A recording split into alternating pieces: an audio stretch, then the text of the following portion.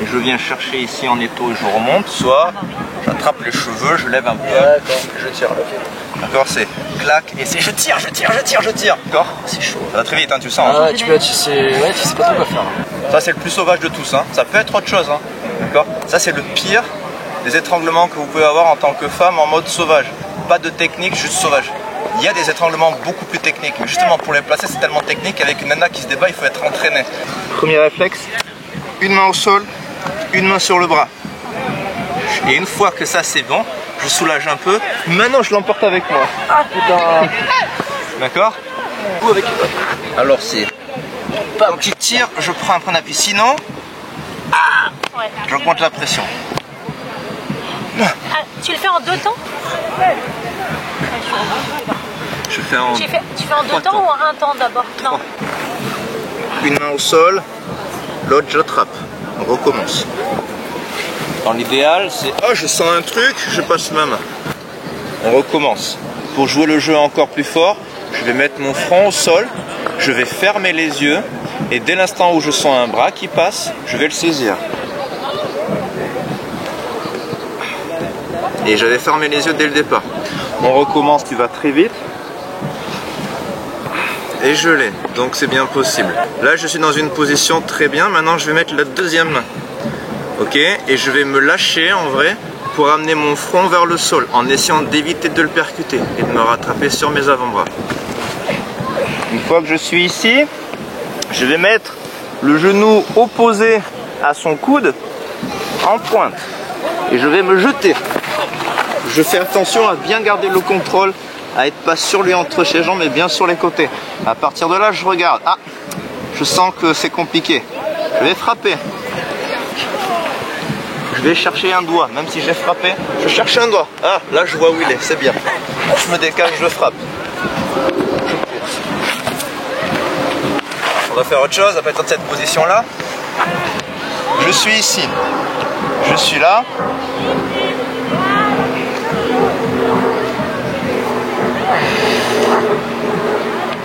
Ou directement.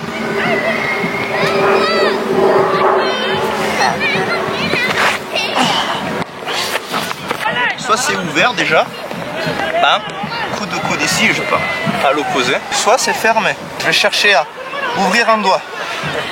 Et à partir de là, j'ai une ouverture pour le prendre de vitesse pour mon coude. Et je pars de l'autre côté. Si tu n'arrives pas à trouver un doigt, tu frappes plus ou moins là où tu peux avec les phalanges pour que ça se desserre. Si ça fait ce genre de réaction, merci. Non, je passe. Si ça fait pas ce genre de réaction, ça peut tétaniser suffisamment pour que j'ai plus de chances de choper un doigt. Et le doigt, c'est le tordre complètement pour ouvrir.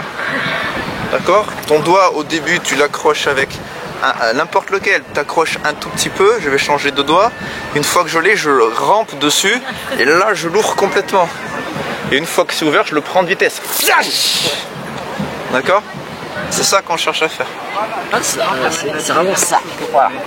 Et là, voilà. C'est pas ça tu arrives bien. Ensuite, voilà, chope le doigt. Oui. Là, chope le doigt. Un doigt n'importe. Très bien. Tords-le. Voilà. Et là, une fois que c'est fait, tu dégages la main avec. Non, l'autre. Non, ça tu fais pas. Ça. Et là, boum, coup de coude. Pour la tronche. Avec celle-ci. Bam. Voilà. C'est que. Je t'ai enroulé le pied. L'autre main pour les doigts. L'autre main pour les doigts. L'autre main. Voilà. C'est lequel là? C'est ça. Enroule-moi avec tes jambes. C'est mon réflexe, c'est ça. Voilà. Comment je fais pour éviter l'enroulement des jambes? Une autre possibilité, je suis ici, j'arrive pas à frapper pour X raison à ouvrir, j'arrive pas à saisir un doigt ou directement à saisir un doigt, j'y arrive pas. Ce que je vais faire, c'est une secousse. Une épée dans tous les sens jusqu'à ce que j'arrive. Vas-y, serre. Il serre fort, je me secoue dans tous les sens jusqu'à ce que j'arrive à mettre une main entre ces deux mains. Et là, je peux chasser pour frapper, pour revenir derrière. Donc une fois que je suis ici, je l'ai montré un peu vite, mais l'idée c'est de se secouer tout comme on peut, de toutes ses forces, on peut mettre des coups de coude au passage.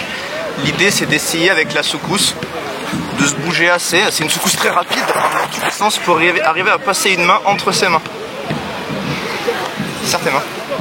Pour essayer à passer un bras ici, en forçant, pendant qu'on fait la secousse. Je suis ici, D'accord? Je vais essayer de faire la même chose en touchant ta main. Ma main, ta main doit toucher la mienne, d'accord? D'accord. Attends. Toi tu dois résister. Ok. Toi tu dois m'empêcher que je fasse ça. Alors, attends, moi il faut que je te pousse vers le bas. Il faut pas que Résiste. sa paume elle touche sa paume. Voilà, Ah ok. tu dois m'en empêcher. D'accord? C'est bien, hein? J'y arrive pas. Je peux pas faire mon exercice. Attends, j'essaye encore une fois, peut-être que j'ai une chance. Allez, résiste encore une fois. Alors on va faire du jeu. Regarde. Mais en fait, c'est ce principe qu'on utilise dans les secousses. C'est-à-dire qu'il te faut un temps de réaction entre « Ah, j'analyse ce mouvement, il faut que je fasse quelque chose contre ce mouvement. » C'est trop tard, le mouvement c'est déjà fait. Et on joue sur ça quand on fait le secousse. Il y en a tellement qu'au bout d'un moment, on perturbe son schéma de contraction parce qu'il y a plus d'efforts. Donc, ouf, il faut redoubler d'efforts. Mais le réflexe quand on redouble d'efforts en général, regarde quand tu prends des sacs de course, c'est de les poser, te repositionner et relever plus fort quand un truc t'échappe des mains. Et c'est ça qui va jouer. Il va dire attends, je vais relâcher légèrement. C'est un réflexe, il ne pourra pas le contrôler. Ça va lui échapper, il va relâcher un peu et dans ces phases où il relâche un peu, c'est là que toi tu peux vraiment créer un espace pour passer ton bras. Donc il y a cette astuce là avec ce réflexe là, et puis il y a aussi juste après, sans parler du réflexe là-dessus, je me repositionne et du coup je fais une ouverture parce que je relâche avant de recontracter. Sans parler de ce réflexe là, il y a simplement le fait que c'est tellement intense à gérer, une secousse super violente, qu'il y a des grandes chances que tu l'aies à l'usure cardiovasculaire, musculaire, etc.